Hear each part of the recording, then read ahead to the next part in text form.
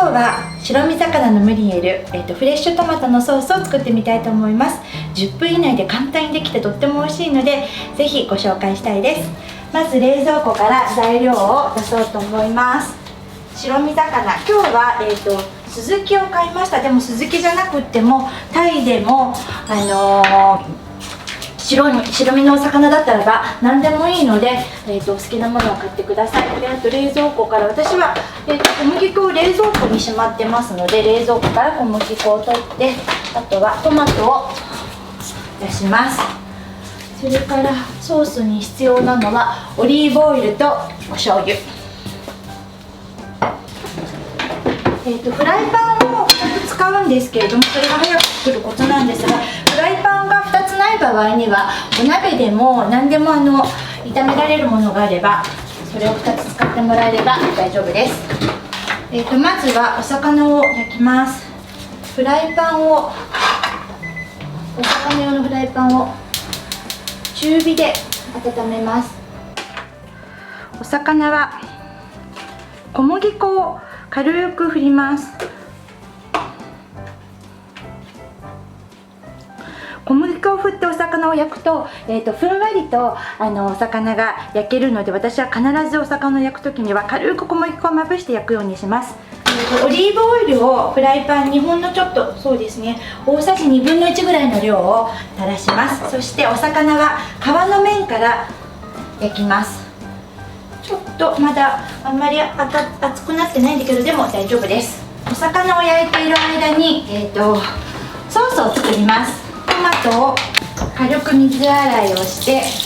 そしてヘタを取ります。お魚なんですけれども、だいたい片面1分半ずつぐらい焼いて、裏返すとちょうどいい感じに焼けるので、ちょっとソースを作りながらお魚の方も火に留めながら同時に進行していきたいと思います。トマトを半分に切って、それでフライパンで炒めるんですけれども、熱したフライパンにだいたい大さじ1杯のオリーブオイルを入れます。そうこうしているうちにお魚の方がだいたい焼けてきたのでフライパンにします。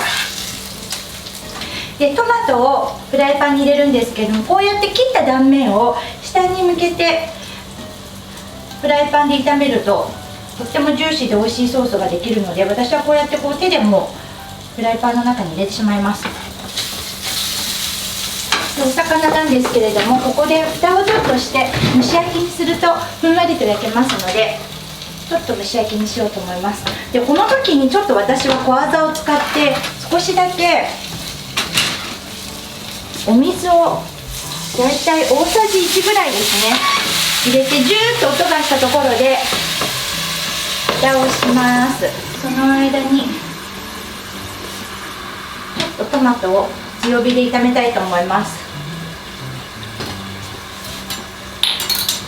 この間にちょっと片付けもしたいと思います。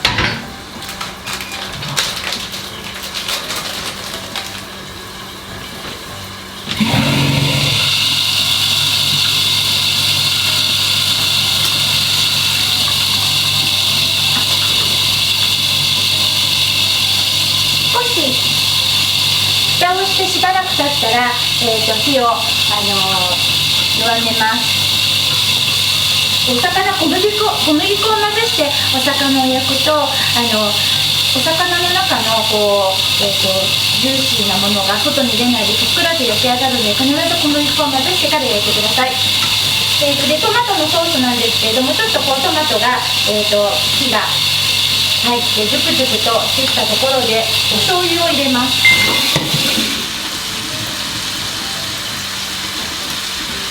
お醤油は、大さじ1/2分の1です。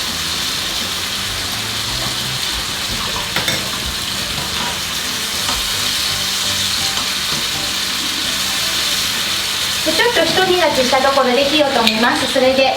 松の実を大さじ1入れます。今日松の実使うんですけれども、ナッツは何でも大丈夫です。アーモンドでもいいし、それからあと、くるみでもお好みのものを使ってください。ナッツを入れると食感が、ちょっとナッツの、食感がとても美味しくなるので、必ずナッツを入れていろんな食感を楽しめるようにしたいと思います。お魚が焼けました。私はハーブを冷蔵庫にしまうときに、このようにコップにお水を入れて、まるでお花を生けるようにハーブを保存しておきます。そうすると使いやすいですし、長持ちもします。今日はハーブをちょっと粗みじん切り、ちょっとざく切りな感じで切ってみます。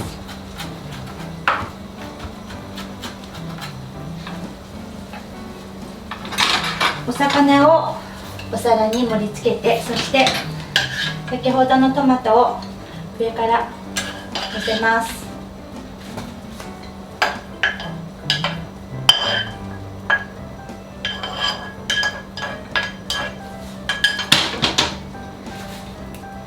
最後にハーブを散らして